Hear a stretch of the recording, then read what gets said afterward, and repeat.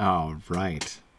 Welcome back, everybody. Welcome back. This is session number 13 of the Mythgard Academy's treatment of the Morte d'Arthur by Sir Thomas Malory as we continue to plow our way very swiftly through this book. So, welcome. I am pretty excited to get to the Tale of Sir Gareth tonight because this has always been one of my favorite stories. It's hard to top the Book of Sir Lancelot, which we just finished. But Sir Gareth is certainly a fun story. I'm glad to see a bunch of you guys really like this guy. Good, Karita and Yana both really approve. Very good. Yeah, I mean, isn't he adorable? I mean, he's so cute. I just love him. Anyway, so that was great. And of course, I spent this past weekend out in Kansas City doing Middlemoot, which was fantastic. I brought home for myself one of my new Mythgard shirts. You see, these are really nifty, which you can get at your local regional moot. Which reminds me that, speaking of local regional moots that are happening soon, we're only now 2.5 weeks away from LA Moot. So for those of you who are in the Southern California area, do you have no excuse? Okay, maybe you have an excuse, but it's probably not good enough. No, I'm just kidding. But definitely, if you can possibly make it, Saturday the 27th of October is going to be LA Moot. We had a little bit of an uncertain time, but now we have a new venue and we are full steam ahead again. So I hope you'll be able to join us. The new venue is near LAX, so do look at the website, both the Signum events page and the lamoot.org website. Either one of them has it, and you can register for LA Moot. So yeah, definitely excited. I know we've got a lot of people in Southern California. So for those of you who are here live, for those of you who are listening asynchronously, I hope you'll be able to join us October 27th, Saturday, October 27th, 2018. I guess I should mention the year for the sake of the asynchronous folks. Though if you're listening to this in a future year, there's probably still an LA Moot that you can attend. So we've got cool plans for the future of LA Moot, which we'll be talking about at this LA Moot. You can be part of the shaping process to sort of determine the direction that LA Moot is going to grow. It's going to be really neat. So anyway, totally come. And then also, of course, very soon after that, only 2 weeks later, we have Magnolia Moot down in the southeast. So we've got in Charlotte, North Carolina. If you're anywhere in driving distance of Charlotte, hope you'll be able to make it out to Magnolia Moot. That too, again, you can sign up for. Go to signumuniversity.org, scroll down just a little bit, and you'll see the event page for Magnolia Moot, so you can register there. Both of them are going to be really great. I've been having so much fun with all of our regional moots. Anyway,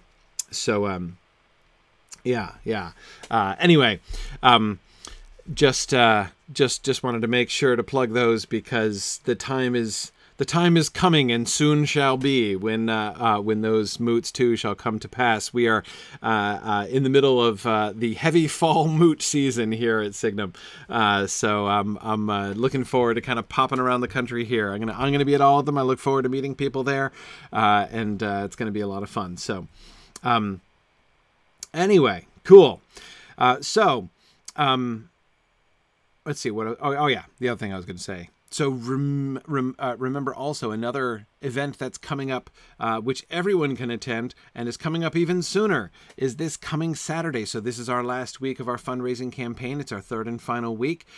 We've been doing great. We're going on now almost to $49,000 raised so far, which is wonderful. We're starting to get close to our budgetary goal of $60,000, which will help us to cover our expenses for the year. So that's really great.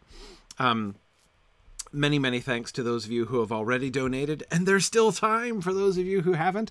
Again, both synchronous and asynchronous listeners. And I wanted to remind you that, of course, we're still doing the drawing, right? So for those of you who have donated or who donate now and want to get yourself entered in our donor drawing, where we're going to be giving out several awesome prizes, including several anytime audit seats, so you can get full access to any of our Signum courses of your choosing. We're going to be giving those out out at Saturday's Webathon. But so just send an email to donate@signumu.org. You can see that down here at the bottom right-hand side of your screen.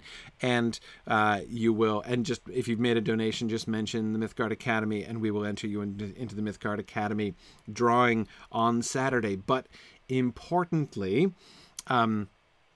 the big event is Saturday. So having mentioned that, I should tell you a little bit more about it because it's going to be really cool. So the Webathon is a big event every year. I always look forward to that. This is our 6th annual Webathon that we have done. It's a really cool event where we do lots of different segments, teaching segments and discussions and trivia contests and gaming and all kinds of things. So we do like different segments, kind of spotlighting different parts of what we do here at Mythgard and Signum. There's going to be several very special sessions here too. So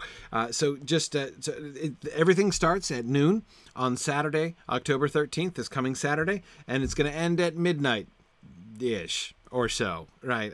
We'll see. The final segment is going to be, I'm going to be streaming Lotro, and I'm going to be, for those of you who know the game, I'm going to be taking my Guardian Wigand through the epic battle at Pelargir. I'm going to be fighting alongside Aragorn and the armies of the dead against the Corsairs at Pelargir. So I'm not quite sure how long that's gonna take, but anyway, I'm gonna do that. That's why I'm doing it last, just in case I run into any hitches along the way, such as, who knows? There are probably fishmongers in Pelargir as well. So anyway, so that's going to be a lot of fun. But we're going to do lots of other segments as well. I'm going to be doing a Tolkien teaching session, and I'm also going to be doing another session where I'm going to be looking at Doctor Who. So you may remember in previous years I have done sort of one-shot sessions, which kind of tend to sort of follow the thing I've been doing lately, right? As I continue to kind of catch up on things that I'm behind on, right? So you'll remember a few years back, I did a one-shot of my favorite of the new Doctor Who episodes, and that was when I was just first watching the new Doctor Who, and I'd never seen any of it before. Last year, you'll remember I did a Star Trek show where we looked at a couple episodes of Star Trek, one of the classic and one of the Next Generation. Because I was doing my big Star Trek catch-up last year, or I had just finished that. Now, this year, what I am in the middle of doing, my sort of project for 2018 is I'm going back and watching the classic Doctor Who. I've never seen the classic Doctor Who before, so I decided I just got BritBox and I started at the beginning, as everything that they have available. I know it's not all available. Of course, I'm painfully aware that it's not all available, but anyway, I'm going through the classic Who. I'm up at season 7, so I've got the first 3 Doctors now that and I've been absolutely fascinated to see how the mythology is growing. I would never have guessed that it is growing sort of in the manner that I'm seeing it grow as I'm watching through the first 7 seasons so far. So I'm going to do a session on classic Doctor Who. We'll do some comparison and contrast. I'm going to be joined by Kat Sass, one of our Signum alumni and one of our resident Doctor Who experts. Anyway, I'm yeah, exactly, Arthur. Back in the days when a sonic screwdriver, I actually laughed, Arthur, when I saw him unscrew a screw and screw it back in with his sonic screwdriver. I was like, wow, look at that. Anyway, so that was fun. Anyway, so that's going to be, I'm really looking forward to that session.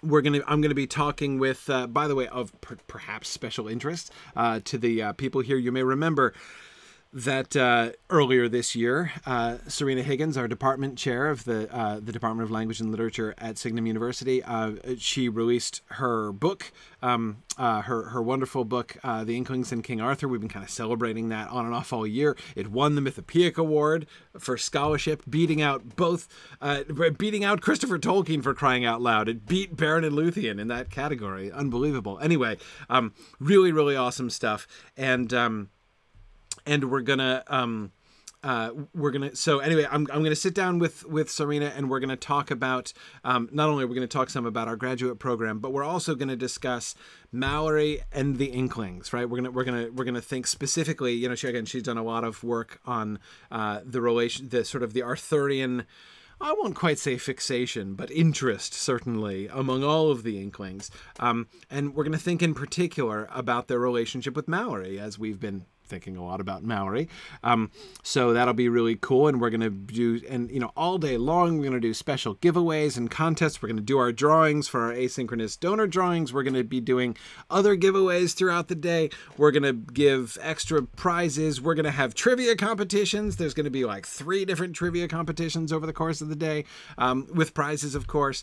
It's going to be great. And in addition, of course, amongst all this fun, we're going to have a sort of a serious business meeting too, but it'll also be fun. That is, I'm going to have the State of the University address, where I'm going to explain what's going on at Signum. I'll show a lot of people have been having questions about, okay, where do things stand right now as far as credentialing and accreditation and all those things, and I will explain all where we are and where we're going. And in addition, we're going to do an extra session because we are a sort of an extra sort of subset, in a sense, of the State of the University address, because we're doing some really fun expansion of the Mythgard programs this year. I am really excited to see Mythgard expand and to do more this year than we've ever been able to do before. We're going to have a session just sort of explaining about that, and you know, what we're going to do and how that's going to work, and all that kind of thing. So I hope you'll be able to join me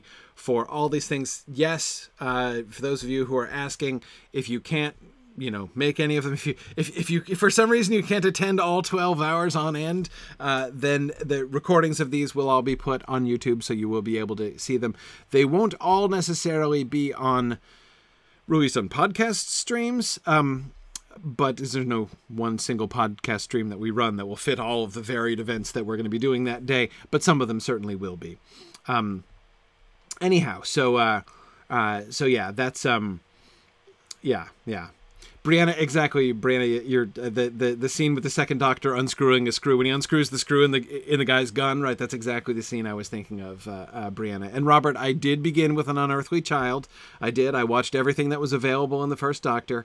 I'm happy. And David, I'm not up to the 8th Doctor yet. The 8th Doctor is still a mystery to me. In fact, quite a profound mystery, actually. But I'll get there eventually. And we'll see. We'll see where we get. We'll see where we get. Anyway, so yeah, and I know the 4th Doctor, I know, is everybody's favorite, and I'm really looking forward to getting to him. But I'm not there yet. But like I said, my real interest, you know, even more than kind of watching the development of the character and how he's been portrayed, is as I say, the kind of growth of the mythology that I have been finding absolutely fascinating. But anyway, more on that on Saturday. I don't want to get too distracted, as would be easy to do. Okay, all right. So let's go. Oh, okay, no. Oh, that's right. The other thing, I know there was one other thing I wanted to say. And that is, of course, this is our 3rd and final class that is happening during the fundraising campaign. So I want to do again tonight what we've done for the last 2 weeks, one more time during our fundraising campaign, just to thank you guys who have donated and to celebrate you guys being here. We're going to do another 2 drawings like we've done. So we'll do one drawing, one prize drawing among everybody who donates during class tonight, and then we'll do another drawing among everybody who's attending on class tonight at all the different venues tonight. So we've got GoToWebinar and Twitch. So anyway, I'll do drawings on everybody, and we'll give away a same as last time.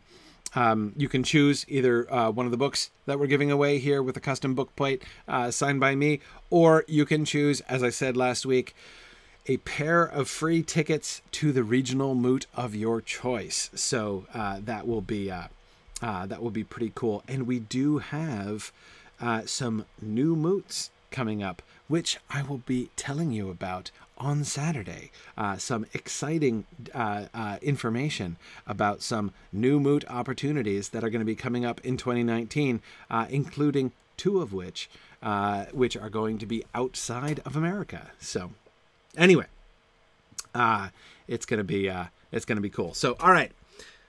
That's the plan. So we'll do that at the end of class. So stick around to the end of class and we'll do the drawings then. And again, don't forget, so the donation link, of course, is down here at the bottom of my page, signumuniversity.org/donate, to make a donation to support Signum University and help us continue to do all the things that we're doing and even more than we've been doing, because that's what we are looking forward to and hoping to do. So, and again, as always, thanks very much to everybody who has already donated. All right, let us get back to Malory then. As you saw, the title of tonight's session is Approved Knight, as that seems to me the real kind of running theme, especially of this first half of the story of Sir Gareth, whom, of course, we're not going to call Sir Gareth for most of the class tonight. We're still going to be calling him Beau Minus, Fair Hands, or Pretty Hands. There he is. to talk about embarrassing nicknames. But you'll, I mean, I am sure that you will notice, that you will have noticed, I should say, all of the proving, all the testing that happens, right? It seems like everybody is like testing everybody else at various points and in various ways over the course of today's reading. And so one of the things that I wanted to kind of draw attention to before we even began is, remember that I think that this is coming to us now for a good reason, right? Remember, we've just had Lancelot.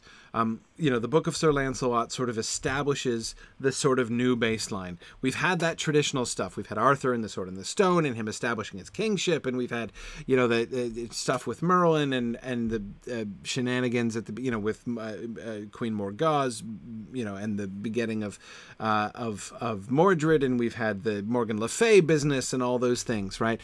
We've had the establishment of Sir Gawain as a very competent, very famous, very privileged in the sense of being close kin to Arthur himself, but also deeply morally flawed knight. We've seen the establishment of the Round Table. So, we got all the kind of background there, right? Then we went to Rome, right? Conquered Rome, and that was kind of fun. And then we came back, and now we have Sir Lancelot established as the paragon of knighthood, or even really sort of the paragon of the new knighthood, right? This kind of, which is, as we saw in Lancelot, especially as regards romantic entanglements, a sort of a departure from the traditional knighthood, from the traditional values of knighthood that everybody else seems to accept and go along with, right? So, the Tale of Sir Gareth here, the Book of Sir Gareth, is the first thing that we get in that context, right? We have the establishment of this new knight. So, it's not that like necessarily Sir Gareth is the first knight ever to come to knighthood after Sir Lancelot establishes himself. It's not insisting on that kind of chronology, but it is sort of presenting us Sir Gareth in this way, right? Sir Gareth is coming in as a young knight, clearly putting himself under Sir Lancelot, as we'll see. He requests, I won't say insists exactly, but kind of insists on being made a knight by Lancelot, right? So one of the things that I think that we can see, just kind of to point to an overarching theme here at the beginning, is him sort of walking in Lancelot's footsteps and proving himself in this new model of knighthood, that this higher level, this sort of higher goal for knighthood, more perfect model of knighthood, is not just for Sir Lancelot, right? It's not just about him. There are others that might seek to follow it as well. Of course, not everyone will, especially the old guard, but nevertheless, it can be done. So, all right.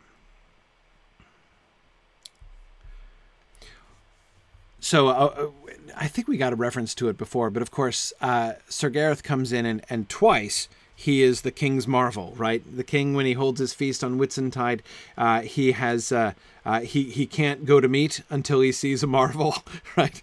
I've occasionally made this joke at Thanksgiving dinner, but no one ever seemed receptive to it. That we should wait for a marvel to occur before we go to meat. But anyway, I'm sure somebody made that joke last year at Mythmoot. But anyhow, so we have, he won't go to meet at his, he won't go to meet at the Whitsuntide feast until some marvel happens. So they see this knight coming in from a distance, and they're like, okay, it's all right to go to meet because a marvel has arrived, right? And so here is the marvel. Richt so come into the hall 12 men well besine and richly, and upon their shoulders there leaned the goodliest young man and the fairest that ever they all saw. And he was large and long and broad in the shoulders, and well visaged, and the largest and the fairest handes that ever my see. But he fared as he might not go, nother bear himself, but if he leaned upon their shoulders. Anon as the king saw him, there was mad peace and room, and right so as they yode with him into the high dais, without saying of any wordes. Then this young much man pulled him aback, and easily stretched straight upright, saying, Most noble king, King Arthur, God you bless, and all your fire fellowship, and in especial the fellowship of the Table Round. And for this cause I come hither, to pray you and require you to give me 3 giftes, and they shall not be unreasonably asked, but that ye may worshipfully grant him me, and to you no great hurt, nother loss. And the first done and gift I will ask now, and the t'other 2 giftes I will ask this day 12 month. Wheresoever ye hold your high feast. Now ask ye, sighed King Arthur, and ye shall have your asking. All right. What do you notice? What do you notice here?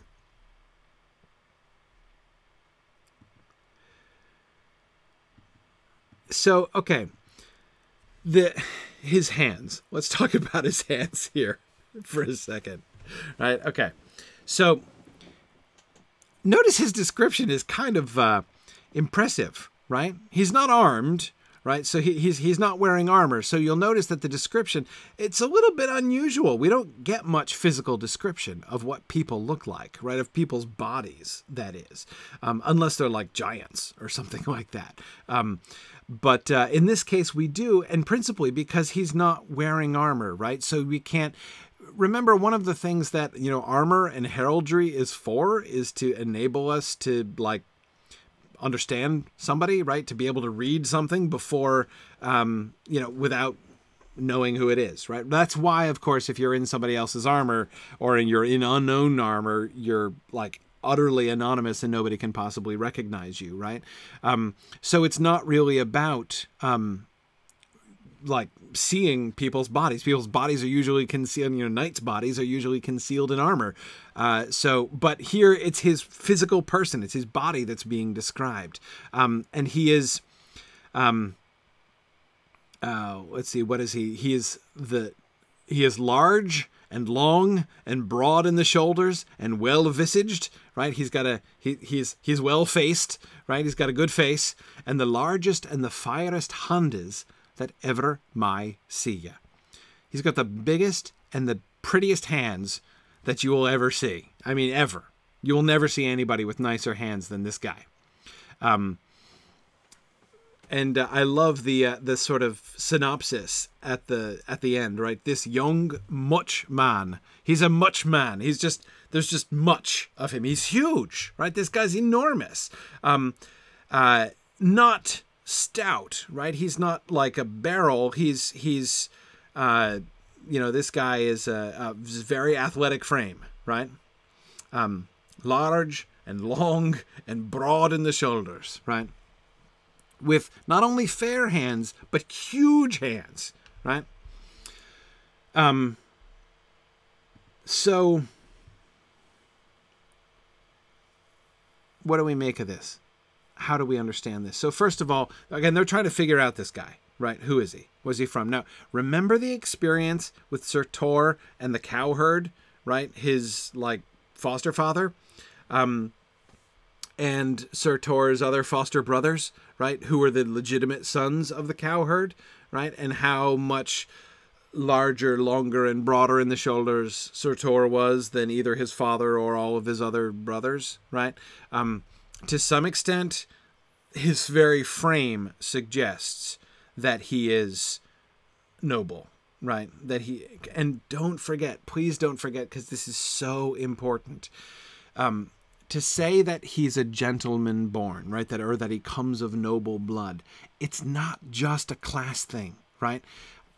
If you think in terms of class, like in the modern sense, like in the Marxist sense, if you're thinking of economic classes, right? You're doing it wrong. That's not what it meant in the Middle Ages. Like, yes, it was, I mean, yeah, of course it correlated with money too, but that's not what's important about your class. What's important about your class is your class determines your calling, right? And if you are a gentleman, if you are gently born, if you are nobly born, if you have noble blood, what does that mean? What does that mean? What do the nobles do? You fight, exactly. You are a warrior. That's exactly it. You are of the, so it's not about class, it's about your estate, right? You are one of the bellatores. You are one of those who fight. And again, so that's why everyone makes a big deal about this. It's not like, oh, it's not like a club, right? To which only gentlemen are invited, right? I know it might sound like that and it might seem like that, and there are certainly similarities, right? I'm not trying to deny that there's like snobbishness going on here or whatever. But it's not it's about identifying who you are and what you are, right? That's what's at stake with the whole kitchen knava thing that is going to be going on for most of the first half of this story, right? When the damsel says, no, he's not a gentleman, he's a knave, right? He's a villain born. When Kay is wondering about that, exactly what is at stake here? Again, it's not just an insult. It's not just like, oh, you're a peasant and that makes you, nobody or something. But it's not that. He is somebody. Peasants are somebody. They're laborers, right? But that means, importantly, they are not knights. They are not warriors. So a kitchen knava, right, who is, he might be strong, but if a kitchen knave who is villainously born, that is, who is low class, who is from the third estate, the laboratores, if he tries to fight, he's not gonna do well, right? I mean, it doesn't fit him. It's like a bird, like a songbird swimming or a fish trying to fly. It's not quite as extreme as that, but it's almost as extreme as that. Something that is completely out of its sphere. Okay. So again, I'm not trying to ask you to totally, well, no, actually I kind of am. I would like you first to really distance yourself from modern thinking about these things. Don't think about the rich and the poor. Don't think about the rich and the poor. Again, is one rich and the other poor? Yeah, it is. But that's not what matters, right? What matters is what estate are they from, okay?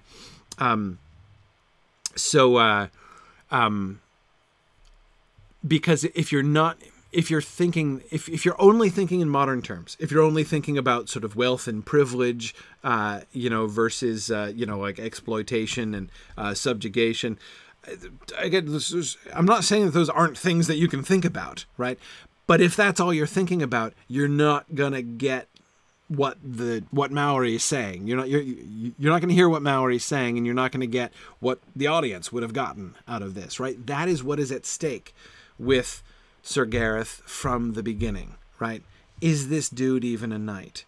Now, I agree with what several of you have said earlier on, that his hands are a pretty clear signal, right? Both the fairness and the largeness of his hands do seem to indicate his estate, right? The hands of peasants are rarely beautiful, right? I mean, this does not appear to be somebody who has worked a very great deal with his hands. That seems fair. Okay, sorry, I probably shouldn't use that particular word. That seems like a perfectly just thing to say, right? A sort of a safe observation, I think. And that seems to me what kind of underlies saying that he has the finest hands that ever I see. But there's more to fairness, I think, than just like nice skin and well-kept nails and things like this. They're also, remember, the largest hands that you're ever gonna see. And what does that suggest? That suggests, of course, his strength, right? Hands are often used, as you've seen, they're often used as, he was a full great man of his hands, right? Meaning his feats of arms, right? So hands are often used sort of synecdochally, right? To refer to a knight's prowess in battle, generally speaking, right? His ability with weapons. Anyway, so yeah, that he would have... the fact that his hands, his whole body suggests that he is in fighting trim, right? That he would be a pretty significant opponent if you faced him in battle. But his hands, and the size of his hands, right, really suggests that, I think, very, very significantly. So. By the way, another little rule, right? And again, this is all about the estates. With Sir Tor and with Beaumain is here. We see it with the same with both of them. So far as we know, they've neither one of them ever jousted before in their lives, right? Before they come to Arthur's court. Both of them immediately are knighted, put armor on, take up weapons and shield, and they just like are immediately proficient, right? It's like they, it's like they are instantaneously. You don't need to practice. Practice so overrated, right? They do not need to train. Nobody needs to teach them. Nobody needs to teach them how to use a sword or how to use a lance, or how to sit a horse, or how to even move in armor, right? None of those things need to be taught to them. They take to it naturally, right? Because it's in their blood, right? Because they are of the second estate. Again, remember, that is what it means to be a nobleman, that you are a natural warrior. And it's like, falling out of a tree. Yeah. Arnett says, if only it were that easy. I know, right? But it's like even like the knights in Malory develop proficiencies even faster than like RPG characters. Like it's just what happens here. Now, Robert, that is a wonderful question, and a question I was just going to get around to. Robert asks, why is he helped into the hall? Why does he come in leaning on the shoulders of the two other men? And remember, he's 1.5 feet taller than each of the other two men, so he's large and long and broad, and they're puny. They're not dwarves, but they're not impressive specimens, right? He towers over them. So anyway, but why is he doing this? But he fared as he might not go, nor bear himself, but if he leaned upon their shoulders. So he went as if he can't even stand up or walk. Right? Why? Yeah, David, there is something in this sort of tableau which almost looks like somebody being dragged home at the end of a bar night, right? We have no reason to think him actually drunk, but I agree, it has something like that look to it, doesn't it? Is this legit? Is he shamming? Or is he weak in some way? Sarah, it does sound like he's mostly dead, like he's been dragged in from some, I don't know what. Like, he's not wounded, right? There's no reference to his being wounded. The fact that he has to be practically carried into the hall, and then his first request is food. I remember when I first read this book, my conclusion was like, he must be so hungry that he can like barely stand. Like, this dude hasn't eaten in like 3 weeks or something like that, right? That was I'm like, okay, I don't know why, but I maybe that's why. But Veronica, you were just thinking the same thing. Yeah, but I question that. Devra, exactly as Devra points out here, when they get him into the high dais, right? So when he's before King Arthur, sitting at feast, then this young much man pulled him aback, and easily stretched straight upright, saying, the most noble king, King Arthur. So he stands up on his own. He pulls him back, and easily stretched straight upright. So he seems to be fine, in fact. Right? So it was an act? Why is it an act? Why is it... What's happening here? How do we understand his approach here? It's a marvel, right? You can check that box all right. How do we understand this? Well, let me...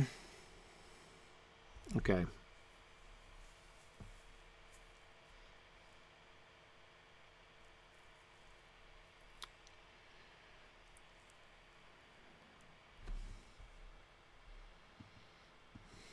Is it possible that he's actually changed? As Milthalia is asking, does Arthur inspire him? Does he gather strength when he's before the king? I can't totally rule that out, that maybe he's legitimately weak, but then he sort of rallies, right, when he's before Arthur. That's possible.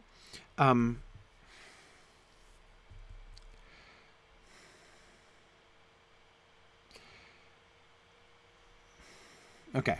I was going to do a dangerous thing, but I'm not going to do it. I was going to do a comparison to another passage, but it was a passage in a different book entirely. That was what was dangerous about it. So I'm not going to do that. Okay.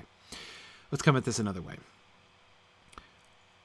Notice that if we look carefully at that first paragraph, what we see is what appears to be a deliberate paradox, right? On the one hand, what is emphasized about this young man, right, all the way through, is how powerful he looks, right? His body is very impressive. This guy looks like a Hulk, right? So he is in appearance very strong, on the one hand. On the other hand, his posture, his sort of demeanor, right, is extremely weak. So weak that it looks like he can barely stand. And yet that seems at least not totally legitimate, or at least not permanent in any case, right? So we are given a picture of a knight who is both strong, who is strong in himself, right, but who is acting weak or even affecting weakness as he approaches King Arthur, right? And so that seems to me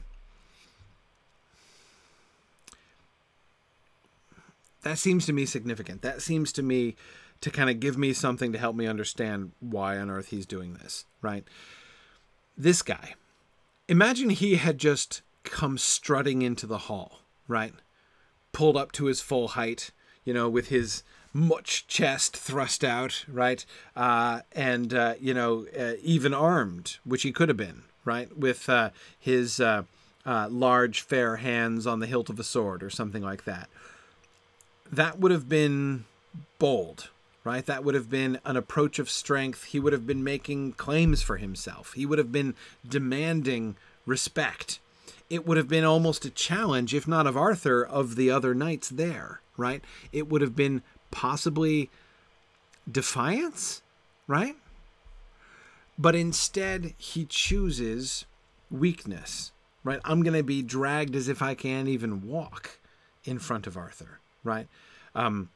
Is it because he is genuinely weak? No. I mean, perhaps he's in a weakened condition, but again, the more I read this, the less convinced of that I am. I think he's perfectly fine. I think he's instead choosing to get dragged weakly in front of King Arthur, because that fits with what he does next, right?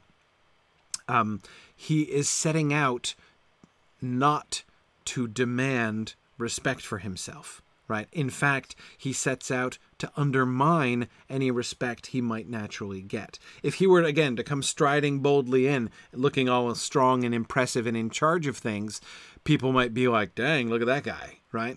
You know, this guy's really got something, right? Instead, he doesn't. Instead, he comes in looking weak, right? Looking weird, looking pitiable, right? Perhaps. And then he asks for 3 gifts.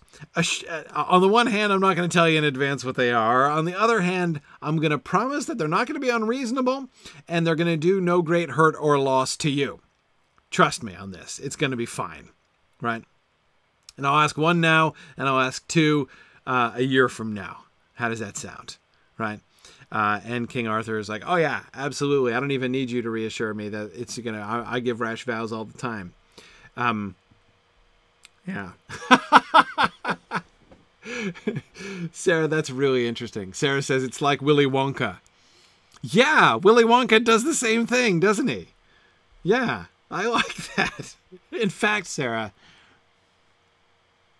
you know, there's a paper there, Sarah. There is totally a paper comparing and contrasting Willy Wonka and the character of Charlie in Willy Wonka and the Chocolate Factory with Sir Gareth in the Book of Sir Gareth. That's a paper. That absolutely. That would be a really interesting moot paper topic. Gotta say. Yeah. Interesting. I had not thought of that, Sarah, but now that you mention it, I'm like, yeah, no, I'm seeing all kinds of connections now. Yeah, that's cool. Yeah. Yeah, sorry. Sorry, Sakaya. Yeah, it's Willy Wonka and the Chocolate Factory is the name of the book that Sarah's referring to. It's a children's book by Roald Dahl, D-A-H-L, if I'm remembering how to spell it properly. Yeah. Okay. Oh, it's like David in the Bible feigning madness. Well, possibly his circumstances were slightly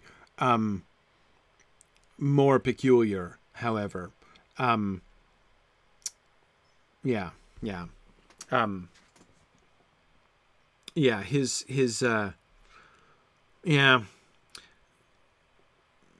David doesn't lead with it, right? Which is what Gareth is doing here.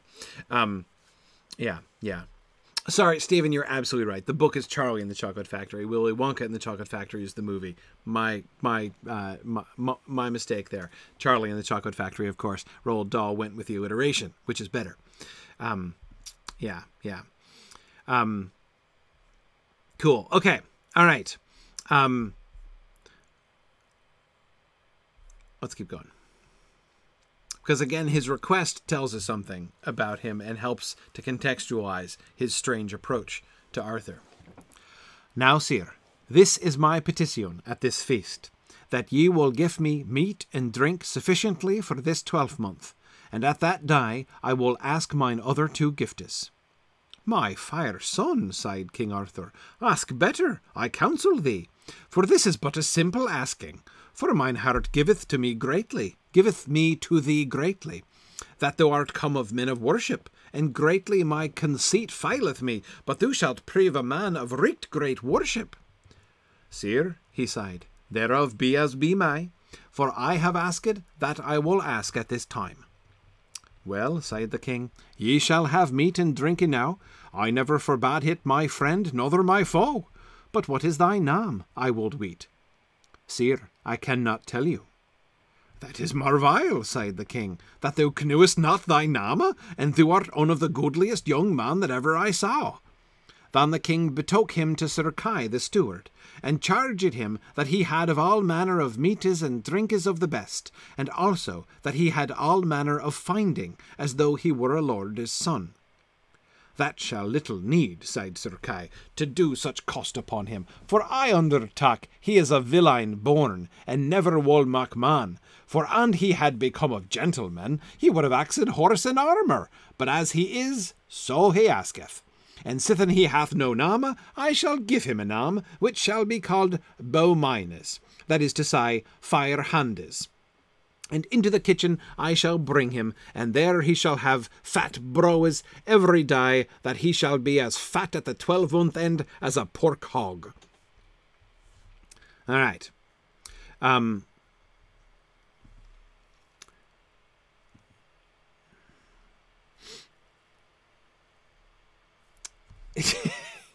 So, first Arthur, then Kay, right? Arthur is surprised at the simplicity of the request. I mean, Arthur's like, man, I just made a perfectly good rash vow, and the only thing you're going to ask for, I've just given you carte blanche, and what you're going to ask for is food, just that I feed you for a year, right? Seriously? Yeah.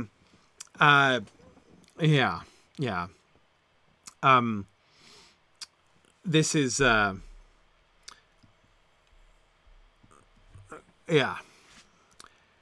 simple asking, right? Arthur is surprised. He's like, dude, I'd have given you that for nothing, right? I mean, I don't deny food to my foes. But if my enemy came and asked for food, I'd give it to him, right? So ask me for more. And Beaumains says, nope, I'm not going to ask for anything other than just that you feed me for a year, right? Again, weakness, simplicity, humility. This is literally as humble a request as he could possibly ask. This is the kind of thing that a beggar would ask, right? Like a beggar and outcast might come to the feast and asking for scraps, right? Asking for food. That is the position that he puts himself in. Again, as far as possible from, striding boldly into the court and, demanding recognition or admiration, right? In fact, as we quickly see from Sir Kay, he forfeits it by asking this, right? Arthur wants at least to know his name, and he says, I cannot tell him. I love Arthur's response to, he takes him completely literally. You don't know your name? That's amazing. How do you not know your name? Right? No, he knows it, Arthur. He just doesn't want to tell you.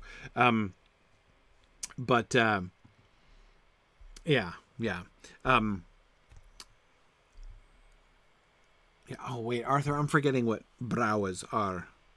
What he's being fed. Somebody look that up. I forget. Actually, I can look it up. I'm totally forgetting. Obviously, I kind of read over it because I'm like, obviously some kind of food stuff. Broth. Okay, right, yeah. So he's gonna give him fat soup. There you go. No problem. Fat soup every day. He's going to be as fat at the end of a 12-month as a pork hog. There you go. Excellent. Okay. Notice the whole premise of Kay's response, right? Kay's response is on the one hand, in one twisted sense, it's appropriate, right? In another sense, of course, totally unappropriate, right? Inappropriate, rather. The sense in which it's appropriate, Kay draws what is in one sense a logical conclusion, right? As Kay says, right, as he is, so he asketh, right? You can tell, if you have something and you're not sure if it's a bird or a fish, what do? Right? Put it down near some water and see. Does it go to the water and swim, or does it fly away, right? You'll know whether it's a bird or a fish pretty quickly, right? Again, this is kind of how they're thinking, right? So only if, as Kay says, if he were a knight, if he were come of gentlemen, right? If he were of the second estate, his natural asking, his inclination would be to ask for a horse and armor. That's what Sir Tor did, right? Sir Tor kept asking to fight. He wanted to fight. He wanted to participate in combats. He wanted to wear armor, right? Because it's who he was. He couldn't help it.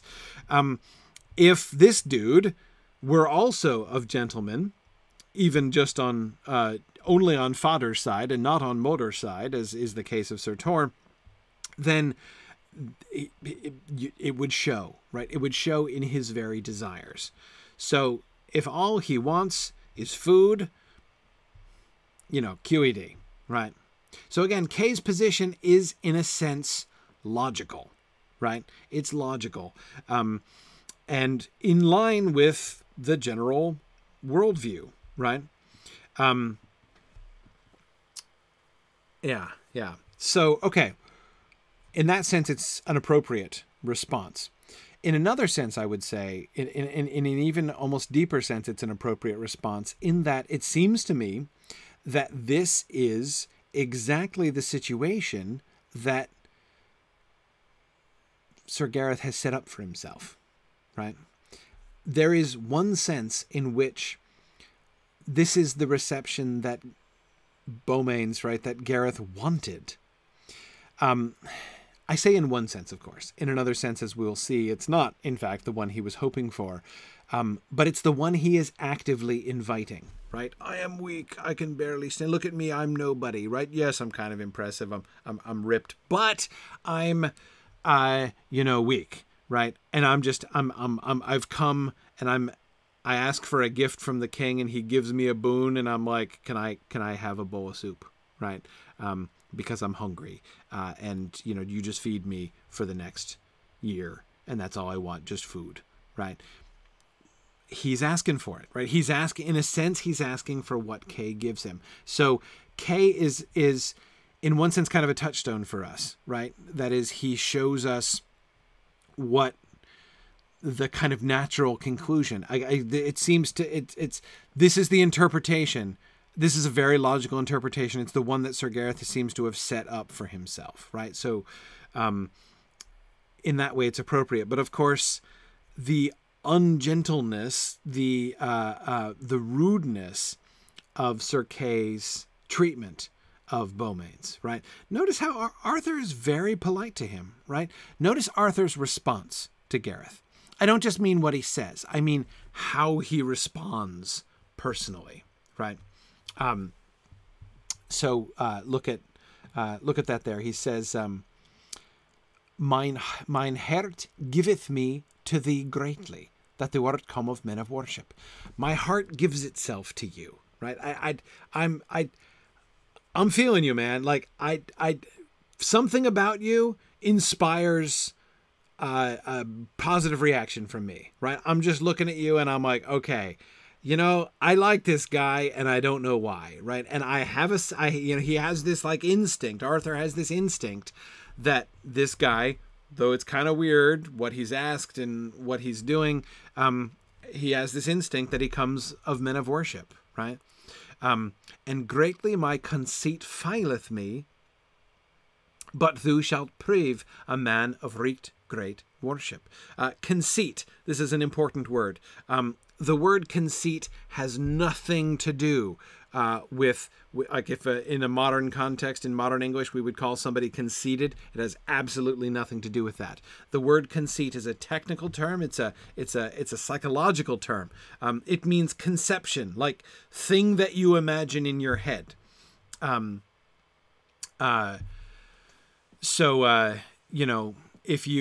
you picture something in your head, that is a conceit, right? Especially if it's an abstract concept. It's just an image. It's just a picture. So like if you like picture a horse, then that's not really a conceit. But if you are looking at a horse and you have a conceit where you're like, I could, buy this horse and like take it home and use it as breeding stock with my other horse, and that might help the stock of my horses to, like if you have a whole plan, right, about the horse that you're conceiving in your head, that's a conceit, right? So greatly my conceit faileth me. So he's like, my heart gives itself to you, right? I've really taken to you. I have a sense that you've come from people of great worship. And I have this conceit that you're going to prove a man of right great worship, right? I don't know why. I don't know, but like this image in my head of you going on to become like, I can't get that out of my head, right? But I'm way off base if that doesn't prove to be true, right?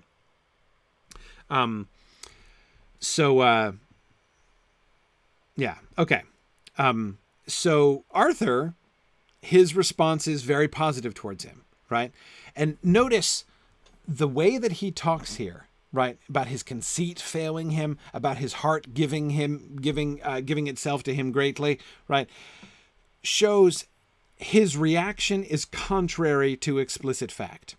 Again, judging only on outward things, Kay's right, or at least Kay makes sense. That's what it sounds like. It sounds like he's nobody, right? That he's probably in the third estate. He's not a gentleman, because not how a gentleman would act is not what a gentleman would ask for, right? Despite the outward evidence, Arthur's heart gives itself to him, right? But he talks like that because the apparent evidence is against him, right? Yeah. Josiah, conceit equals concept, pretty much. Not exactly, in the sense that concept is more of a is more sort of static, right? Like if you have a concept that you're talking about, like a single idea, right? A conceit is sort of like more about like a whole process, right? Like I have a conceit of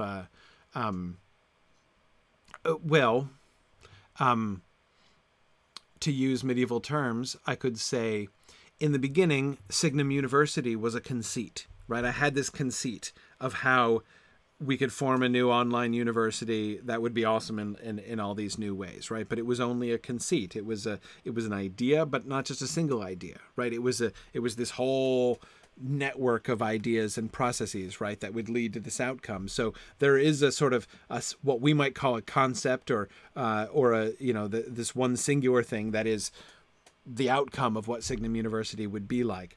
But the whole thing of like what I would do and how it would grow and how we could make it grow and become Signum University, that's a conceit. Okay. So the difference between Arthur's response and Kay's response, right? Kay judges by appearances and judges logically by appearances, but is rude, right? Is unkind in the modern sense, to Beaumains. And notice this tells you something about them, right? I said that this story is all about testing and proving, right? Arthur and Kay have just been tested, and we're seeing the results of the test. Sir Gareth has presented himself as like a kind of litmus test, right, to identify true knighthood, right? Arthur passes, Kay fails. Kay responds, seeing that there is reason to believe that this guy in front of him is a villain, right, is a peasant, is a member of the third estate. He treats him badly and mocks him, right? And interestingly, the fact that he gives him the nickname Beaumains, right? We talked about that. The beauty of his hands is, of anything, possibly the one single most suggestive outward marker that he is gently born, right? And not one of the third estates. So he sort of seizes upon the one thing that doesn't fit, that fits least, perhaps I should say. The one thing that fits least with his interpretation of Sir Gareth, right? That this guy's obviously a peasant, right? He takes the one thing that fits with that least and makes the mocking nickname out of that, right? I'm going to call you Pretty Hands, right? Because you got real nice hands, right? Which again would therefore, so he, by giving him that mocking nickname, he's mocking him not just for being a peasant, right? Like he doesn't give him a nickname and say, I'm going to call you Peasant Boy or something like that, right? No, he calls him Beaumains because he's making fun of the thing that most looks like a nobleman. He's convinced he's not a nobleman, right? So he is making fun of him for aspiring to noblehood, for almost looking like for like the one part of him. I mean, again, it's like in Kay's mind, this is like a fish with fins, or rather a bird with fins is what I meant to say, right? It's like a bird with like a fin, right? So he's making fun of that. Like, oh, you're the bird with a fin, right? You're a peasant, but you've got nice hands, right? So like that might be enough to fool some people, but like I know what you really are, right? Yeah. Devra, I wonder. Devra is suggesting that perhaps Kay is implying that he's actually an incompetent peasant, right? Like you're a member of the laboratories that doesn't work, which would be supported, Devra, by the fact that he's come as a beggar, right? Oh, so you can't even be bothered to work like the other members of the Third Estate? You're going to slouch on that, and you're just going to come begging for food and asking the king to feed you for free for a year and do no work? Come on now, right? That would be like a knight. And again, remember, try not to apply, modern framework here. A peasant who refuses to work is like a knight who refuses to fight, right? Exactly the same. A coward knight. Remember Lancelot being upset about these people like Sir Paris and Sir Tarquin, who were like the scandal of knighthood, right? False knights and giving a bad name to knights. Well, Beaumains here is giving a bad name to peasants, right? That's not how real, true peasants act, right? So, I mean, it's, again, so don't think of Sir Kay exclusively as just like a taskmaster or a slave driver or something like that. Again, it's not like I'm going to get lots of work out of you. It's I'm going to make you do, it would be like taking a young knight who is slouching on his work and making him fight, right? That's the way that Kay seems to be thinking about this. And again, notice what he's doing is he's saying, look, I know you, right? I've got you pegged. And of course, he's wrong.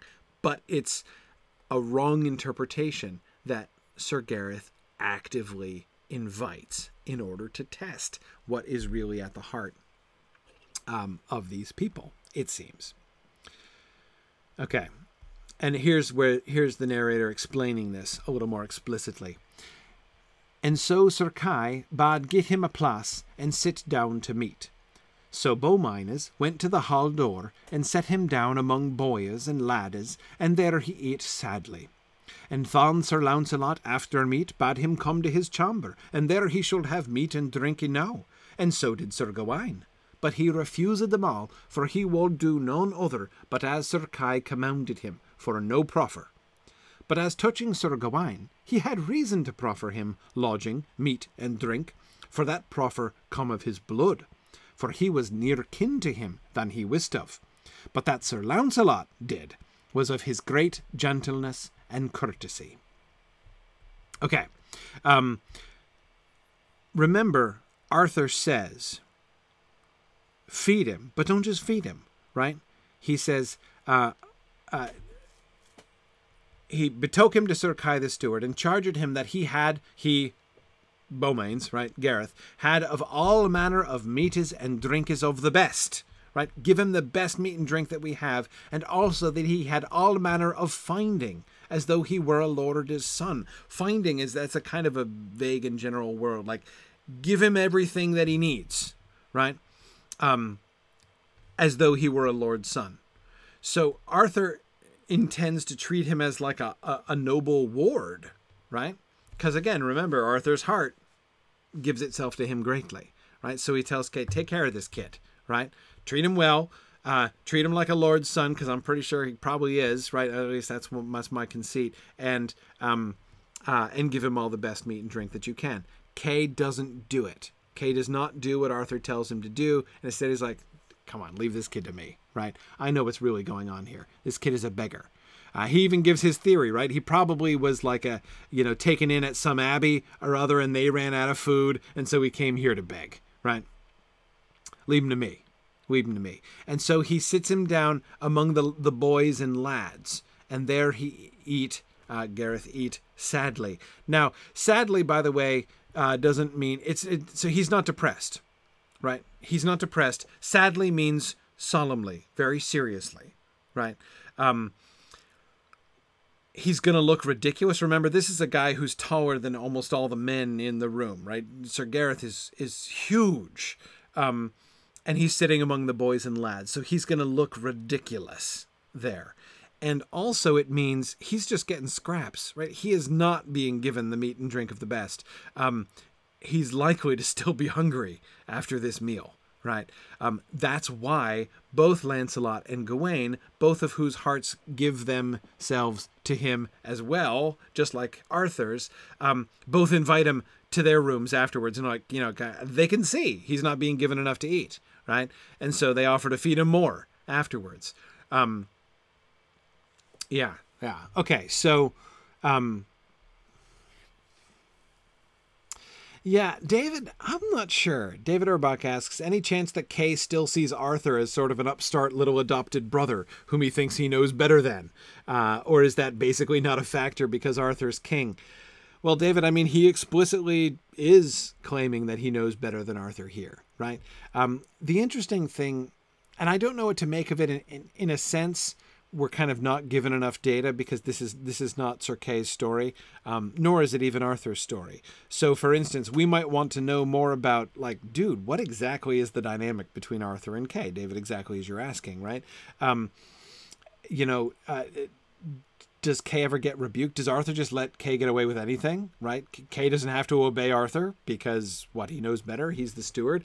Would Arthur just, like, having remitted him to Kay's care, he just trusts Kay to take care of it and doesn't audit the accounts, right? Doesn't check and see, like, Kay, are you treating him well like I told you to treat him? Do only Lancelot and Gawain notice and Arthur just doesn't even notice? Or, again, does Arthur be like, well, I'm not going to transgress on, Kay's domain? No idea, right? We're not told that, right? Again, this is not their story. That's not the focal point here. The focal point is on Gareth and how he acts and how other people treat him, right? Veronica asks, would it be considered strange for a knight like Lancelot to invite a peasant like Beaumains to his chamber? Well, no, I mean, in a sense, no. I mean, for him to be kind, to show great gentleness and courtesy to people is apparently not unusual at all. I mean, does Lancelot routinely do this with the other kitchen boys? No, it does not seem that he does that, though he is generous and so would doubtless be kind and generous to the other kitchen boys. But his invitation to Beaumains shows that he disagrees with Kay, right? He is, by inviting him to his own rooms, he is treating him not necessarily as an equal, but he is treating him as a gentleman, right? Not as a kitchen boy. And so is Gawain, right? But notice here, this is a really interesting distinction here. Poor Sir Gawain. Sir Gawain, we've seen Sir Gawain do a lot of bad things, right? And here Sir Gawain is doing something good, right? He's, so we've got Sir Gawain falling on the Lancelot and Arthur side of the equation instead of on the Kay side of the equation. So that's good, right? Sort of unusually good performance for Sir Gawain as we've seen him here over the last, 100 pages or so. And yet that the narrator undermines that, right? What's the difference between Gawain's proffers to Beaumains and Lancelot's proffers to Beaumains? As touching Sir Gawain, he had reason to proffer him lodging, meat, and drink, for that proffer come of his blood, for he was near kin to him than he wist of. Why does Gawain do it, right? What leads him to do it? Remember Arthur saying that his heart gives itself to him, right? Like there's just something about him. There's just something about him, Beaumains, right, that leads Arthur to think, gosh, you must come of men of great worship. What is it? There's something in particular, right? You kind of look like me. This is his nephew. Gareth is his nephew, as Gareth is going to reveal. He is Sir Gawain's little brother, right? There are 4 brothers. Well, 4.5, Mordred. But anyway, there's 4 full brothers, right? The sons of King Lot and Queen Morgause. Gawain is the oldest, Gareth is the youngest. So this is Gawain's kid brother that he left at home, right? He's been at the court for a while. He's not been back to Orkney for a while. So Gareth has grown up and he doesn't even recognize him, which again, normal, right? That often happens. So, okay,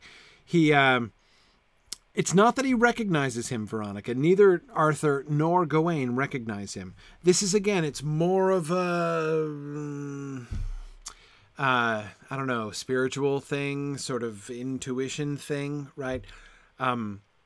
He just knows somehow, right? His blood calls out to him, right? And he just kind of instinctively, his blood, Gawain's blood, is prompting him instinctively to be kind to Gareth. Yeah. It is an instinct in his blood. In that sense, he kind of can't help it. So it's a vibe, Karita. Okay, it's a vibe. We'll go with that. He's getting the fraternal vibe, but he doesn't register it, right? So he's not sitting there thinking like, gosh, this kid looks familiar. No indication Gawain ever does that, ever recognizes him at all, right? It's, instead he's just like, again, like as Arthur said it, there's just something about this kid that makes Gawain's heart give itself to him, right? And it turns out the answer is his blood, right? It's his blood. With Lancelot, there is nothing that draws Lancelot to him apart from Lancelot's own virtue, right? It is Lancelot's great gentleness and courtesy that prompts him to act this way towards. So both Gawain and Lancelot pass the test, right? But Lancelot is the one who totally passes it, right? Who passes it without just sort of cheating, right? It's kind of less, there's less to brag about for Sir Gawain, because in a sense, he almost can't help it, right? Not quite, almost. He doesn't get no credit, but he does not get full credit for passing this test. And in a sense, of course, neither does Arthur, right? Arthur is not so near kin as Gawain is. I mean, he's Gawain's brother, right? But he is kin, and I think it's one of the things that we can kind of, it's one of the jokes that we can see behind Arthur's speech, right, when we find that out later on. Okay. Finally, a year later, right, it's been 12 months at the next feast. Beaumains has been not only eating, right, but being put to work in the kitchens by Kay. And here we come back to that observation that Devra made before, right? Kay is not just persecuting him. He's not just exploiting him. He's reforming him, right? Kay is convinced this dude is a peasant, and so he should be working, right? I'm gonna encourage him to like fulfill his place in the world. Like it's not even just unkind of Kay to do that. Now, is it unkindly done? Yes, no question, right? And of course, it turns out to be inappropriate, right? Because he's wrong. He's making this guy who is a king and queen's son do labor in the kitchen, right? Which is not appropriate to his estate. But nevertheless, Kay kind of almost thinks he's doing right, but I think he also knows he's being a jerk, right? But anyway, the damsel comes. So this damsel comes and says, hey, there's a knight who is oppressing a lady and I need help, right? And they ask for more information and she won't give any more information, right? And interestingly, Arthur is balking here. He's like, here's King Arthur for some reason deciding he's not going to buy a pig in a poke, right? Which normally he does all the time. But fortunately, Beaumains kind of takes him off the hook here.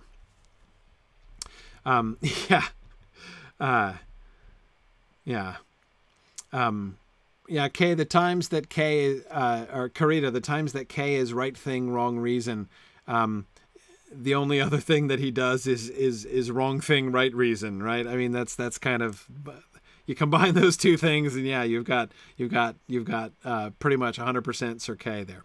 Anyway, okay. So with these words come Beaumains before the king, while the damsel was there, and thus he sighed. Sir King, God thank you, I have been this 12-month in your kitchen, and have had my full sustenance. And now I will ask my other two gifties that been behind. Ask on now, upon my peril, said the king.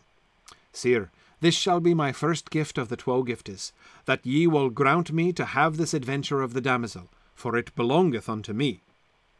Thou shalt have it, sighed the king, I grant it thee.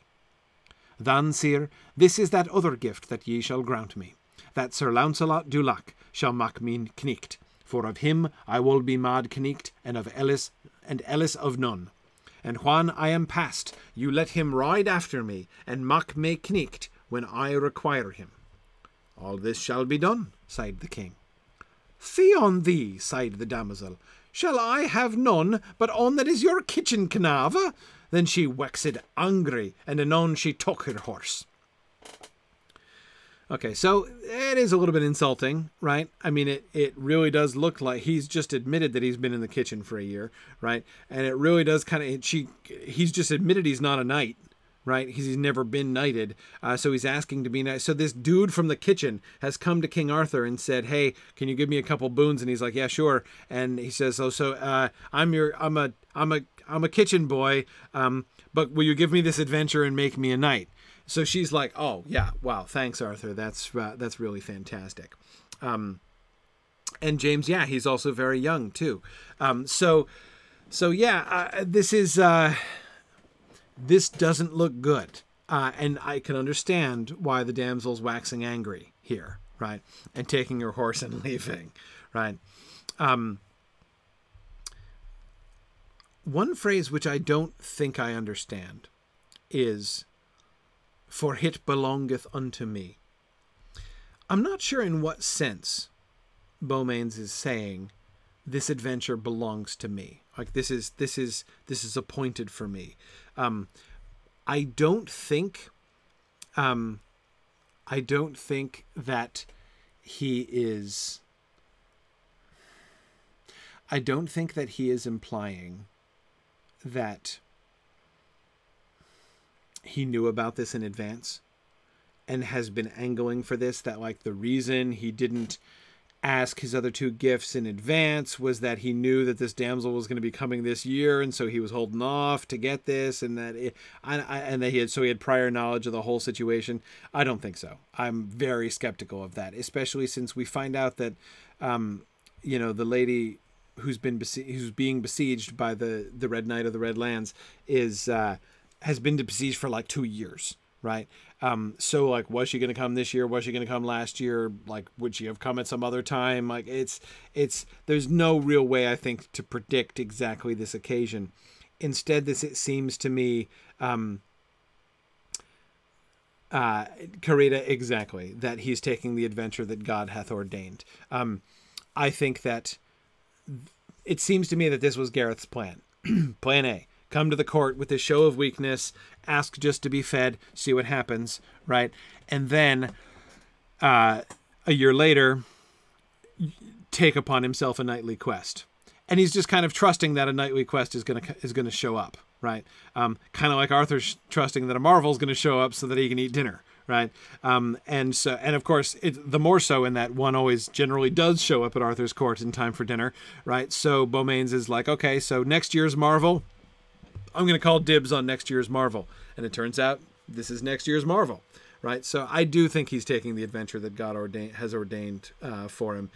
Now, Jennifer, you can't rule out the fact that he might have stumbled across some golden graffiti somewhere that explained the whole thing to him. You know, you just can't rule that out. But we have no reason to think that. We've not been given any kind of evidence of that. But notice the very specific instructions he gives about the knighting, right? What's the business about following? When I am past, you let him ride after me and mak me knight when I require him. That's about maintaining secrecy, right? That he's gonna have to admit his name before he can be knighted. Lancelot is pretty clear on that when it finally happens, right? It's kind of an important part of the ceremony. You're not going to be like, and I knight you, sir, we have no idea who the heck you are or whether you deserve it or whether you're of gentle parentage or anything else, right? I mean, that's not done, right? and he does not want to admit before the whole court. So he doesn't want to be... Clearly, Arthur would be like, hey, Lancelot, knight the guy, right? Like, he'd be knighted right here so that he could go take off on his adventure. And Gareth arranges it specifically so that he meets with Lancelot away from the court, and where only the two of them are witnesses to the knighting ceremony. So it seems to be about the secrecy. This is, again, another one of these things which leads me to believe that Sir Gareth has these things planned out, right?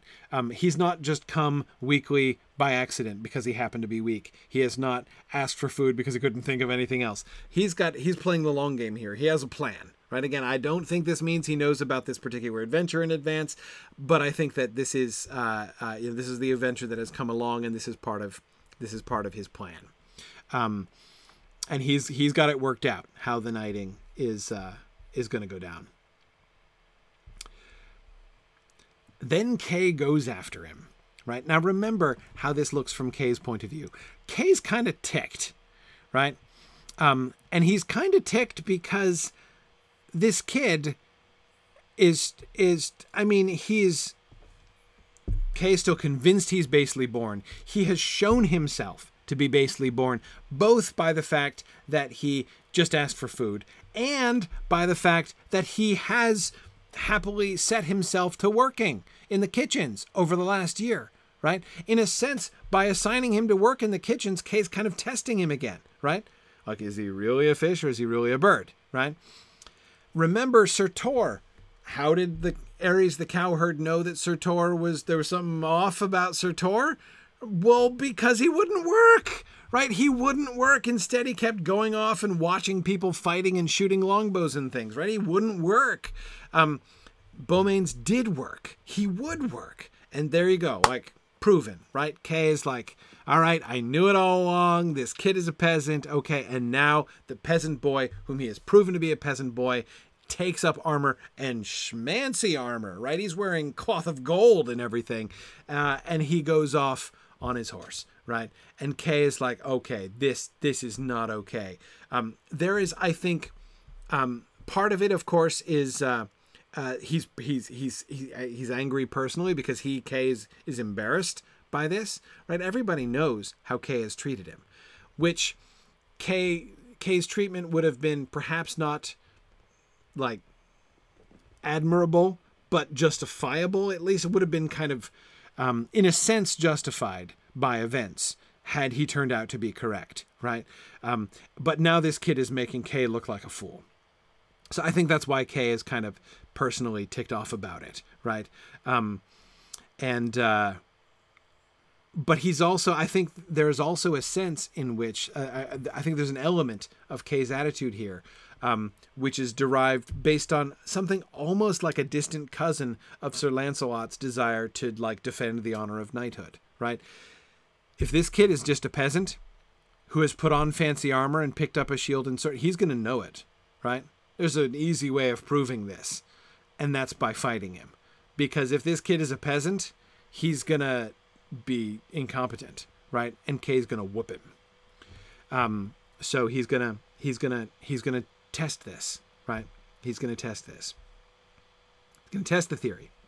And right so he came into the hall, that is Beaumains, of course, and took his leave of King Arthur and Sir Gawain and of Sir Lancelot, and pried him to he after him, that is, ask Lancelot to come after him.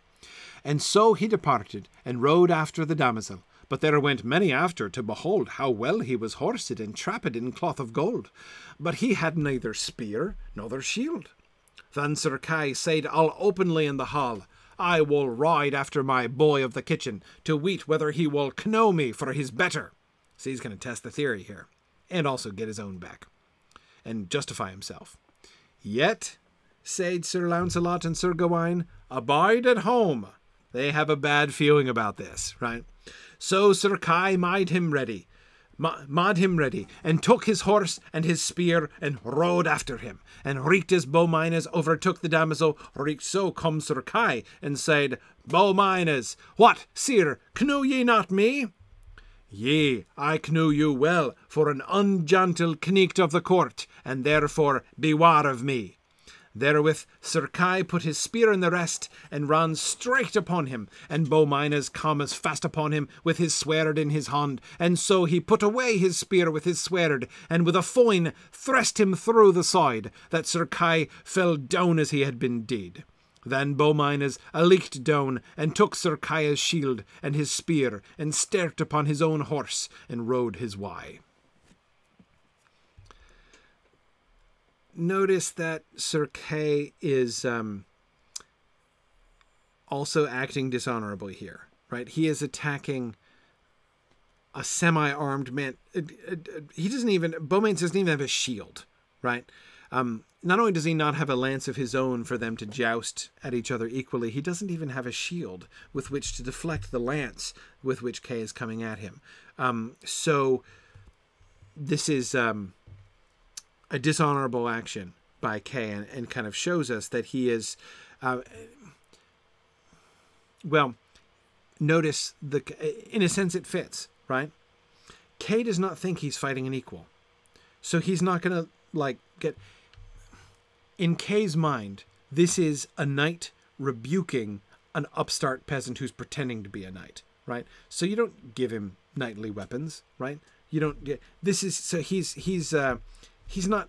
He doesn't see this as a combat, right? He sees this as a... he's just going to give him a thrashing. And the fact that he is coming at him with full knightly panoply, and Gareth does not have all of the knightly accoutrements, right, is, in Kay's mind, perhaps fitting, right? Sort of how it should be. And, of course, Gareth not only defeats him, but humiliates him for the very same reason, right? You had a spear and a shield, I had neither one, and, with one shot, he thrusts him through the side with the foin, that is a thrust of his sword, and Kay drops.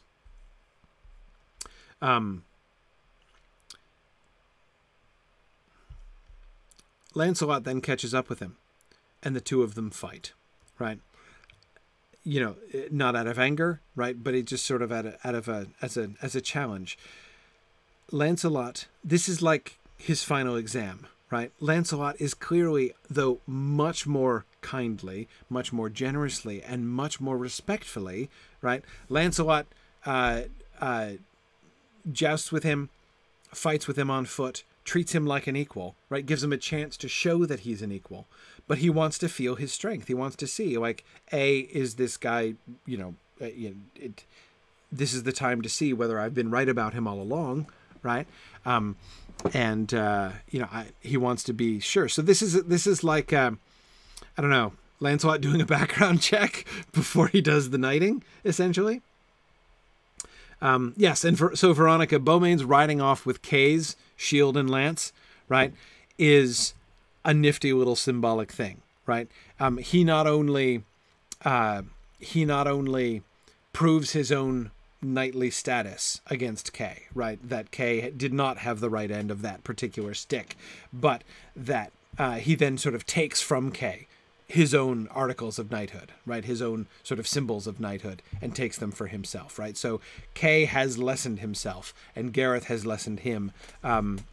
He has been lessened in that exchange with Gareth, and that makes it, not to mention, grievously wounded. Anyway, so Lancelot and Beaumains.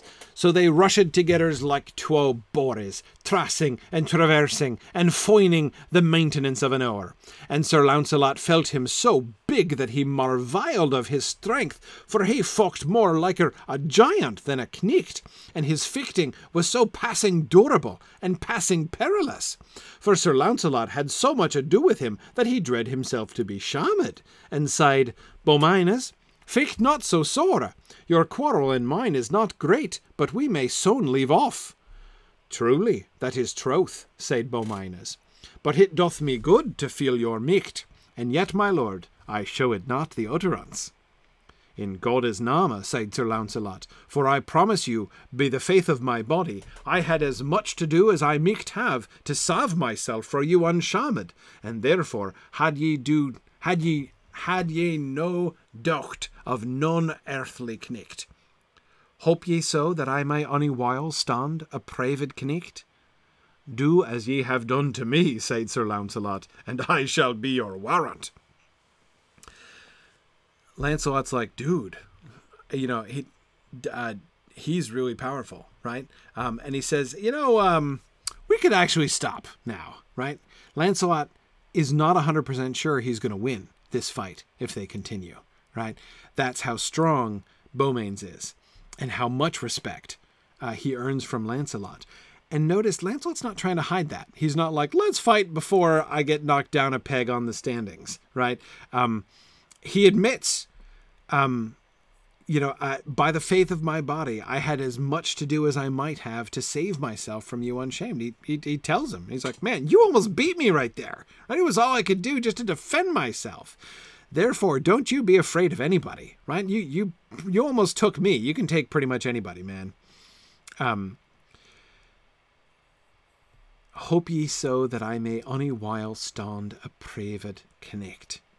So, there's hope that I might stand someday a proved knight. And then Lancelot, you can hear him laughing, right? Do as you have done to me, and I'll be your warrant, right? Yeah, if you fight like that, yeah, no worries. I can vouch for you.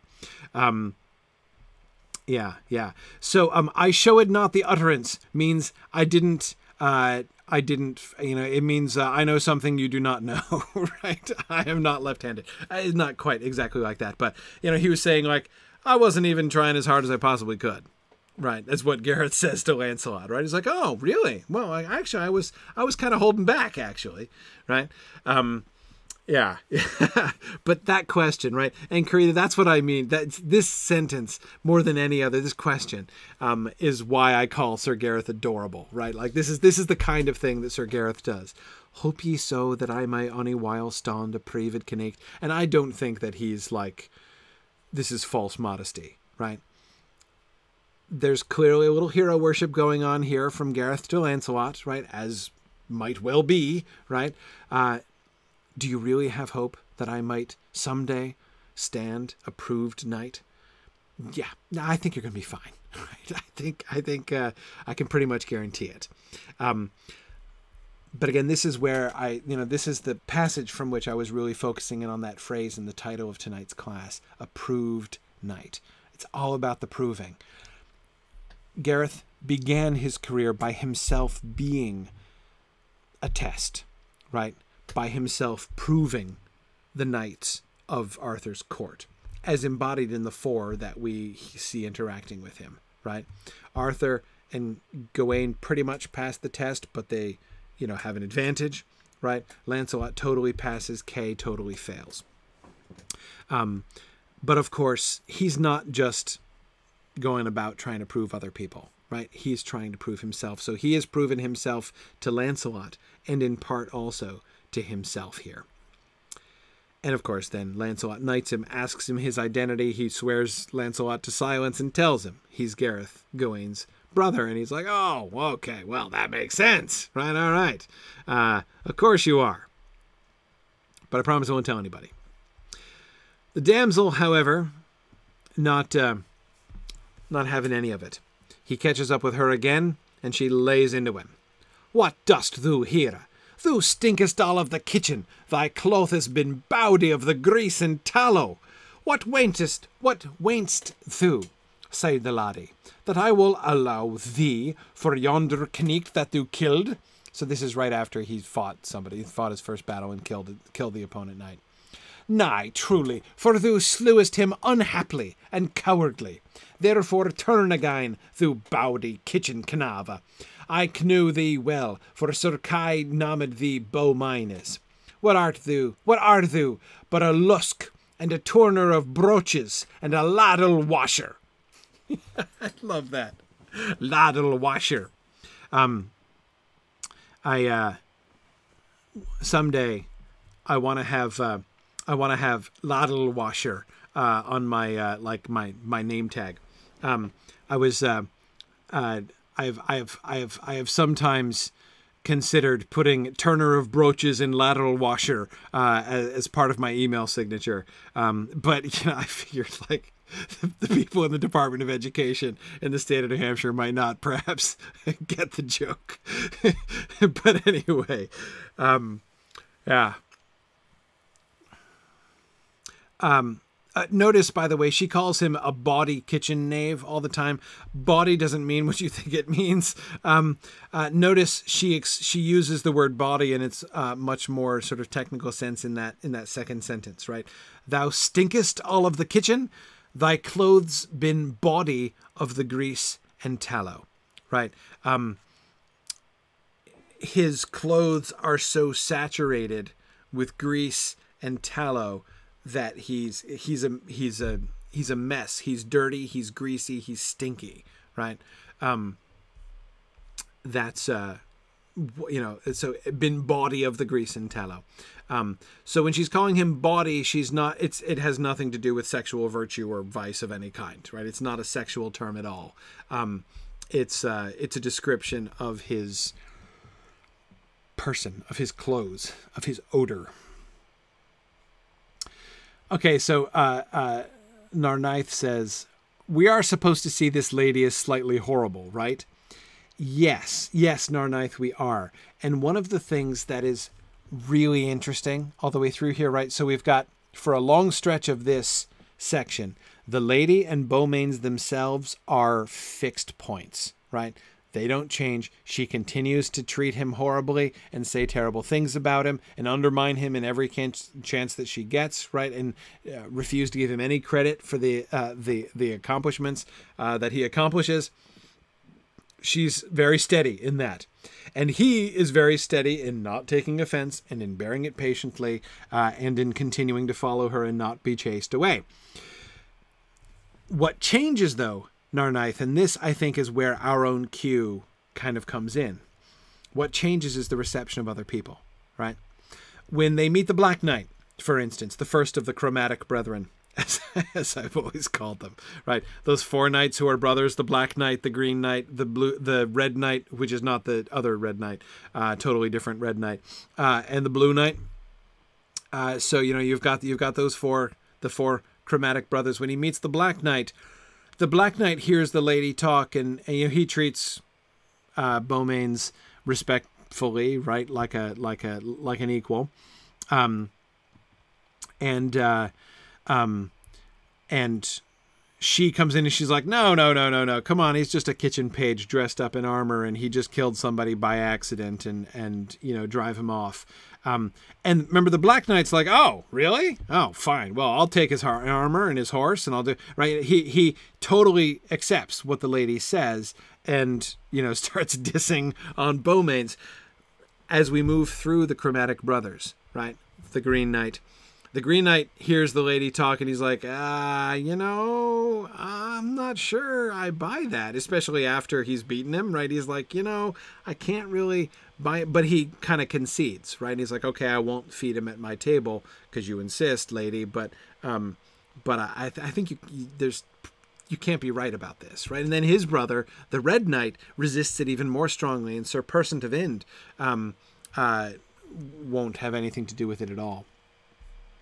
And Carita, no, I don't think he actually stinks. I think she's just being mean. It's a sort of spiritual and psychological odor that still lingers about him. I don't think he actually smells bad.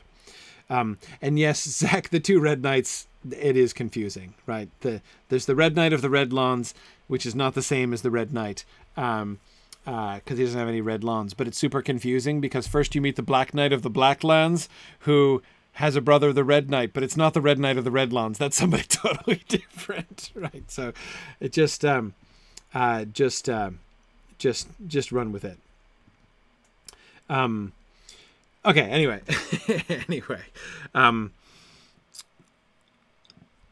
the damsel is absolutely harsh on him, right? And treats him as if he were, in fact, a proven peasant. So, again, notice what she denies him is any sense that anything he does is succeeding in proving him. He's trying to prove himself, right? by going out and doing one deed after another, one unlikely deed after another, one more, increasingly and increasingly difficult deeds, one after the other, in order to show, like, look, only a real knight, only a bold knight would possibly do all of these things. And she absolutely refuses to budge. Again, thinking back to his question to Sir Lancelot, she absolutely refuses. She absolutely refuses to grant him any credit, right? He's not proven himself as far as she is concerned. Again, even though all the rest of the knights that he fights are like, no, I think he's proven himself, actually, right?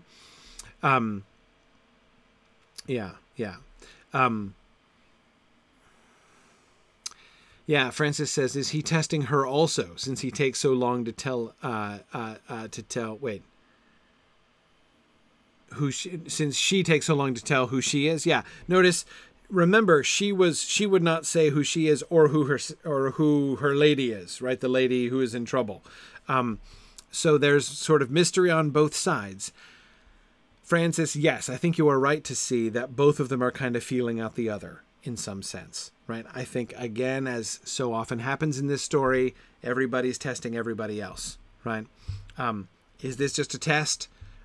If so, she's being super persistent in her testing of his character, right? How is he going to take it when I not only keep upbraiding him with being a turner of brooches and a ladle washer, but I'm going to chide him in front of others. I'm going to humiliate him publicly in front of people whom he either was about to be, sort of accorded honor by, or, by whom who might consider him proven, right? I'm going to do everything I can to try to undermine that.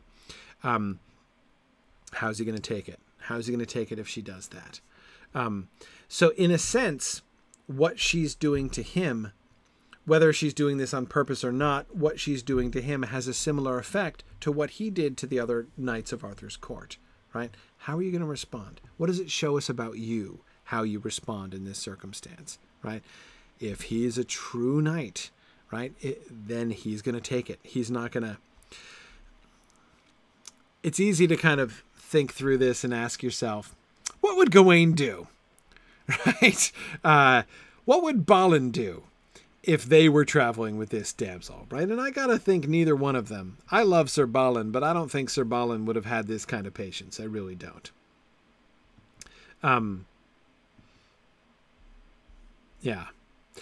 No, David, I don't think that. I think that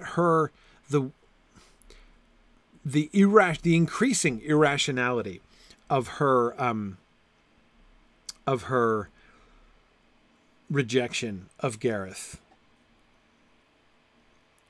it would become more and more apparent. The longer she keeps it up, the more it sounds like an act, I would say. It sounds legitimate enough at first, right? Again, when it happened in Arthur's court, it looked legitimately insulting. It was a bad look. Like, oh yeah, here's my kitchen page. I'll pretend he's a knight and send him off to do your adventure, right? Oh yeah, thanks for the assistance, right? It looked bad at first, and her resistance might have been genuine at first, but the longer she keeps it up, the feebler it sounds. And the more it sounds like an act of some sort, rather than a legitimate and spontaneous reaction on her part. This is her protesting, I think, if I'm remembering correctly, to the Black Knight. Sire, I cannot be delivered of him, for with me he rideth, maugre mine head. God wold, said she, that you would put him from me, other to slay him, and ye may. For he is an unhappy knave, and unhappily he hath done this day through mishap. For I saw him slay 2 knechtes at the passage of the water, and other deeds he did, beforn, right marvellous, and through unhappiness. You, of course, will remember the word unhappy from Lancelot's speech about taking, loving ladies' paramours, right? It's just misfortune. Here's the place where I think it really begins to sound like... First, she just sounds rude, right? This lady. Like perhaps she is failing the test just like Sir Kay failed the test, right? That's how she sounds at first. Then, here, this to me is kind of the turning point. And all those repetitions. I mean, how many times does she repeat unhappy and mishap, right? I mean, he is an unhappy Knava, and unhappily he hath done this day through mishap. And he did other things, wreaked marvelous, and through unhappiness, right? He's done marvelous deeds by good luck, or bad luck, right? Bad luck for the other guys, right? He's just like, misfortune is following this guy around. Notice how this is almost, her use of the word marvelous is particularly suggestive to me, right? Other deeds he did before wreaked marvelous, and through unhappiness, right? I'm sure it was a coincidence that he did these marvelous deeds, right? It's almost like she's warning the guy, right? But she's, and it's strange. But again, I think the lady is here protesting too much, right? It was all luck, just luck. It was just luck. And it's increasingly obvious that it's not just luck. Her own account makes it clear how feeble is the reading that he's just a peasant who's been getting lucky all this time. That's how he took 2 knights 1-on-2, right? That's how he defeated those 6 thieves, right? 1-on-6.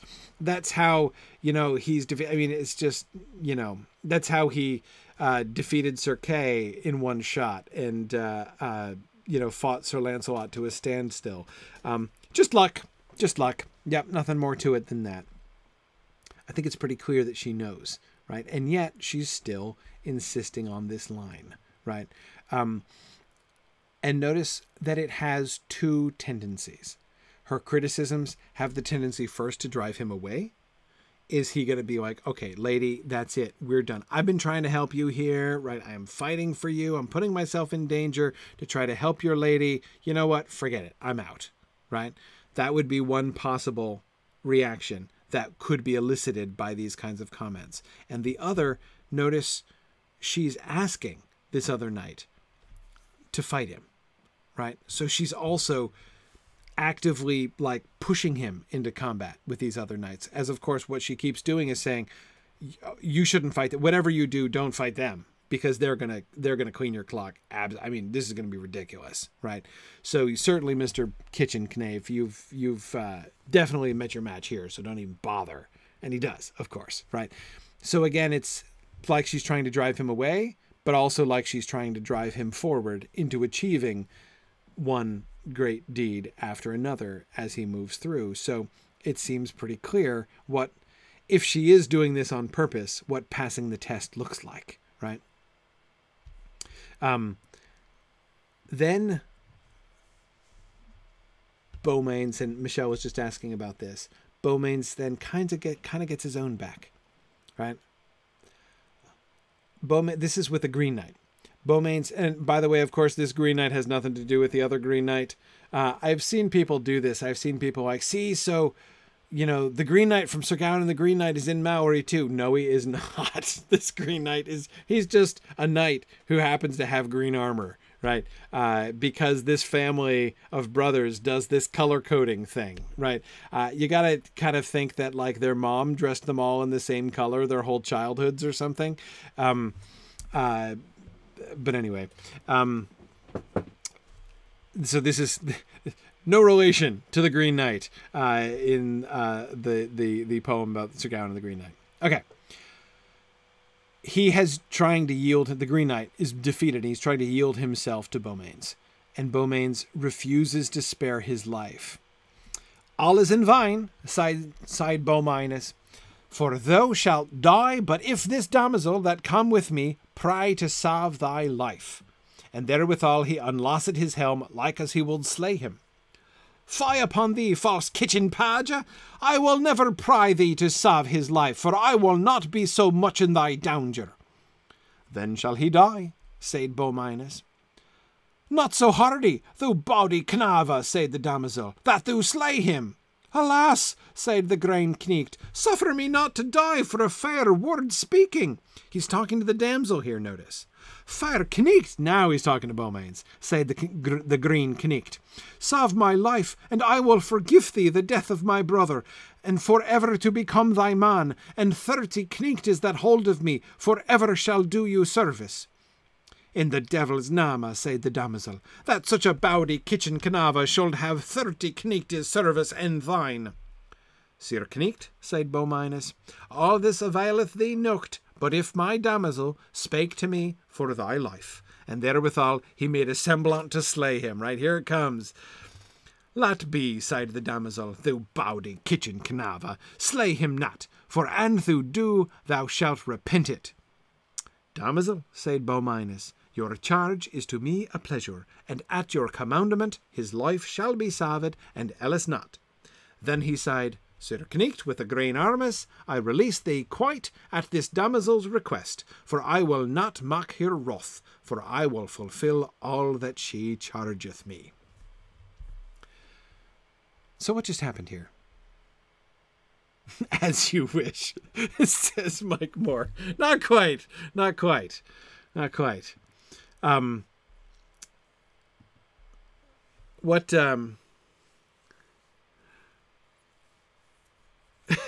I see Rachel Draper's thinking that it might not be the mom's fault, right? Rachel says, "My kids all have chosen a color for themselves. Woe betide you if you try to give my green child a red pen to use." Okay, right? Yeah, no, maybe they just naturally gravitated to these colors, right? You can't rule it out.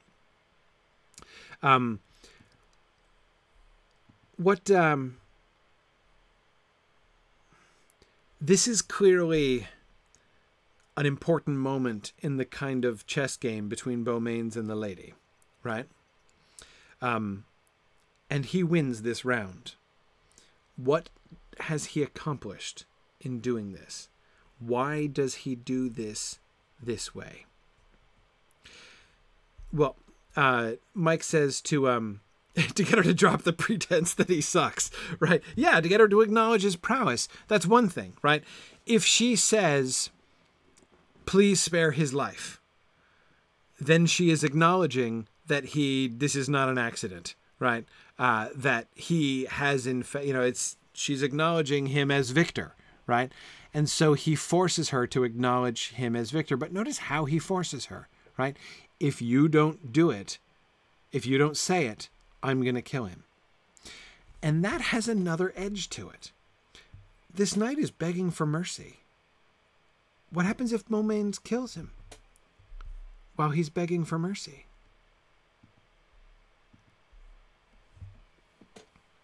Michelle, it is like calling her bluff. It is like that, right? No true... Exactly, Mike. Then he's not noble. Veronica, exactly. He's dishonorable. It would shame him as a knight, even possibly be usable as an argument against his nobility, against his knighthood, if he were to murder this guy who's begging for mercy. So, Devra calling... Devra's wondering if he's just bluffing. I think he might be, Devra, actually, but I'm not sure. But Michelle, I think it is more... he is calling her bluff, right? If she means it, if she means what she's been saying, that she really believes him to be a base-born churl, why should she even think that he would be sufficiently honorable to spare this guy's life, right? Why would, in a sense, why would she care if he dishonors himself by killing the guy who's begging for mercy, right?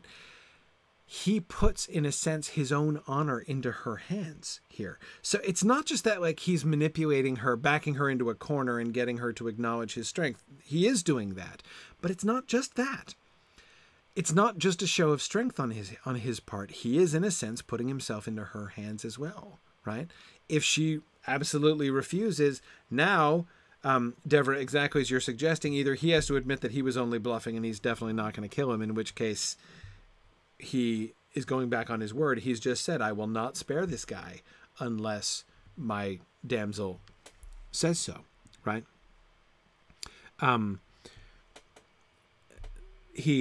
So he either has to go back on his word or he has to kill the guy, right? So one way or the other, he has put his honor in her hands. So it's not just that he is getting her to acknowledge that he's won, right? But he is getting her to support his honor, right? To build up his honor, in a sense, to defend his honor, almost, if you see what I mean by that. And in a sense, I think, to betray the fact that she actually does want his honor and not his dishonor, that she doesn't really believe that he is dishonorable, that she doesn't really want shame to come to him. You know what it reminds me of? It reminds me of the story about Odysseus. Remember when Odysseus was trying to get out of going to the Trojan War, and he did, they all swore the oath that they would support, and everything. And so when Agamemnon and what's his name, Menelaus, come to Ithaca and try to get Odysseus to come along with them to the war, right, and to recruit his Ithacans and join the Trojan War, he tries to get out of it in a cunning way because he's Odysseus, right? So he tries an insanity plea. So he pretends he's crazy, and so he does this by going out and plowing a stony field, right? I'm just plowing, and nobody can talk to me, and nobody can say anything, and it's clearly I'm out of my wits, and I'd be useless to you, right? And you remember how Agamemnon and Menelaus break through that, right? How they outwit Odysseus. They take Telemachus, they take the infant Telemachus, and they set him down, the baby, in the furrow that Odysseus is plowing with his sharp plowshare, right? So that if he doesn't, if he is as crazy and out of it as he's pretending to be, he's not going to notice, and he's going to plow right through his own child and kill his own son, right? But of course, Odysseus swerves around his son, and so they know he's just faking it, right? That seems to me parallel to what Beaumains is. So in this parallel, the damsel is Odysseus, right? She is acting like she has no respect for him at all. She is acting like she wants him to fail. She is acting like she wishes he would stop following her and that he would be driven away. She is acting like she believes him to be a dishonorable churl. He has created a situation where she has really no choice but to act in a way that's true to what she's really thinking and not to the front that she's been maintaining. That's anyway how I see Beaumains' move here, and I think it's a really good one. I think it's a really interesting one. Okay. Let's go ahead and read the next one, and then we'll finish after that.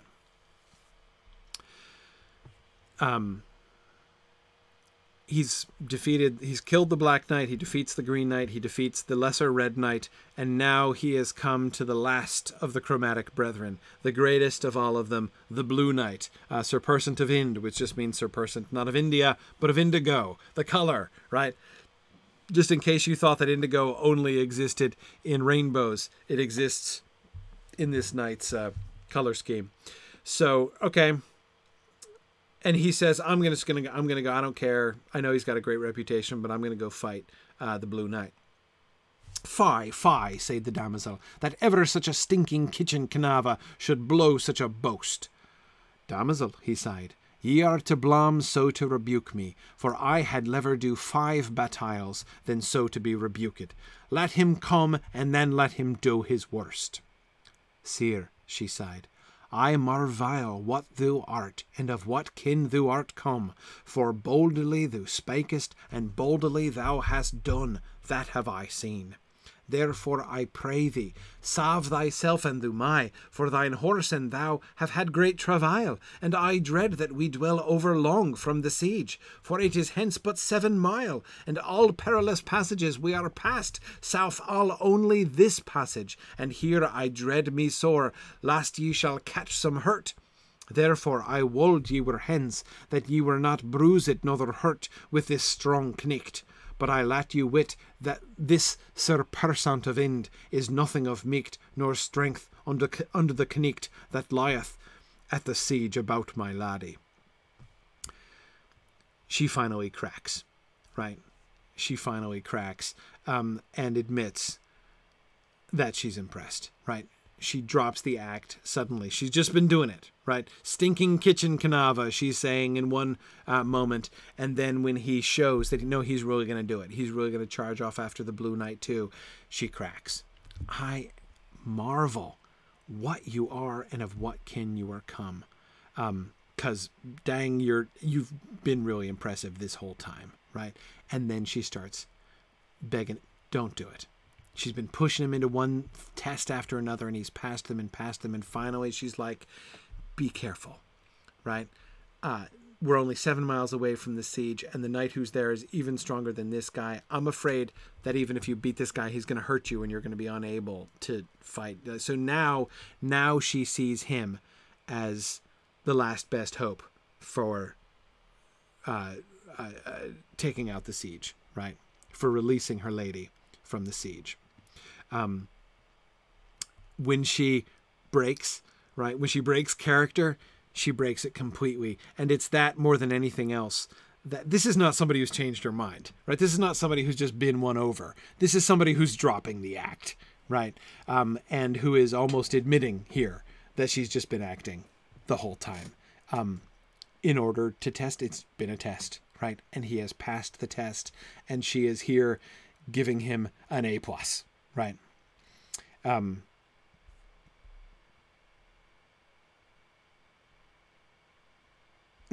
We should stop. It's getting late. So we'll do that, and then we'll look at the other tests that he faced. I love the scene with Sir Person's daughter. We'll get to that next time. Okay, so we're almost up to the siege. We will get. It's actually just as well that we don't quite get to that. We'll include that next time in the larger chapter of. Oh boy, the second half of this story is so much fun. We have Sir Gareth proving himself, proving the might of his hands, right? Is he able to hack it as a knight, right?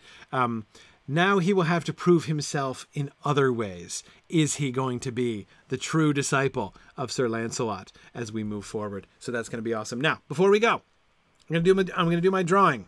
So let's see what we have here. Let me do some stuff here and make sure we're all set to do the drawing. So first I'm going to do the drawing for people who have donated during class here today.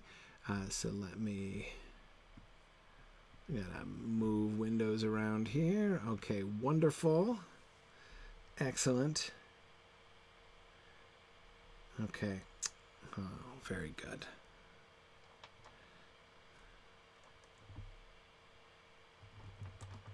All right. Gonna roll my die here.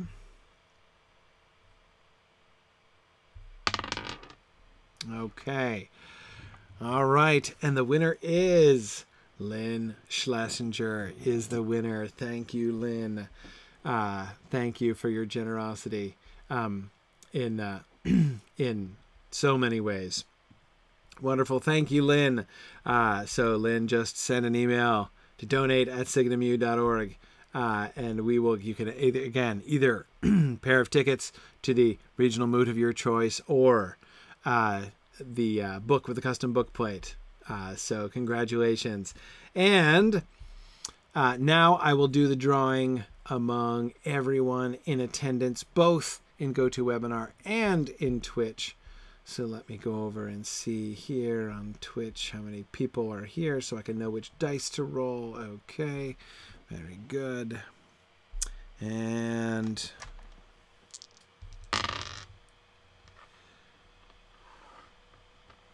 oh, that one's easy.